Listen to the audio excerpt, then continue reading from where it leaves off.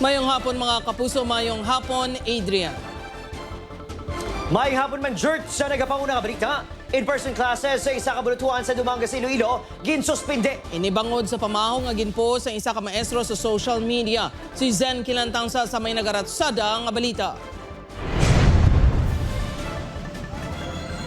Nagguluwa ang mga estudyante sa Dumangas National High School sa Bulutuan. Ini matapos ginkansela ang face-to-face classes subong adlaw. Ginpakamaayos ang Bulutuan nga suspendihon ang klase. Bangod may pamahog na nabato ng mga opisyal sa eskwelahan, pinaagi sa Facebook post kagabi. Sa screenshots, makitaan ang post ng isa ka maestro sa Bulutuan nga nagpahayag nga subong nga bulan may mapatay nga manunudlo lakip ng principal kag assistant principal. Sa iban pa nga post, mabatyagan ang kaakig sa maestro. Sa investigasyon sa kapulisan, may natabo nga hindi pag-intindihanay sa duha ka manunudlo kahapon.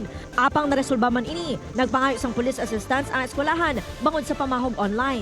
Well, based sa post, we can speculate and presume na ang owner ng Facebook, si Sir, kag ang nag-post is probably in his person as well.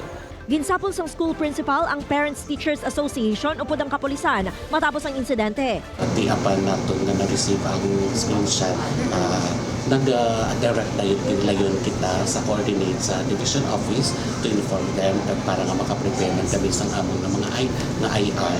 Gina-verify na sang Schools Division of Iloilo kung ang maestro gidman ang nag-post sang pamahog online kag ginahibalo na ang ginhalinan sang away sang duha ka manunudlo. Padala naman sang notice to explain ang aton nga schools division para sa sining teacher kay may Facebook account no bearing the name of the teacher nga may mga na-post nga mga statements on social media, so amo ni ang mangin subject for verification. Gintinguan sa news team nga makuha ang bahin sang maestro apang nagpamalibad na ini nga magpa-interview. Base sa iya mensahe nga ginpadala, ginatugyan na sini sa Schools Division of Iloilo ang investigasyon. Upod kay Cirilo Renduque, Zen Kilantang Sasa, ang naga Ratsada!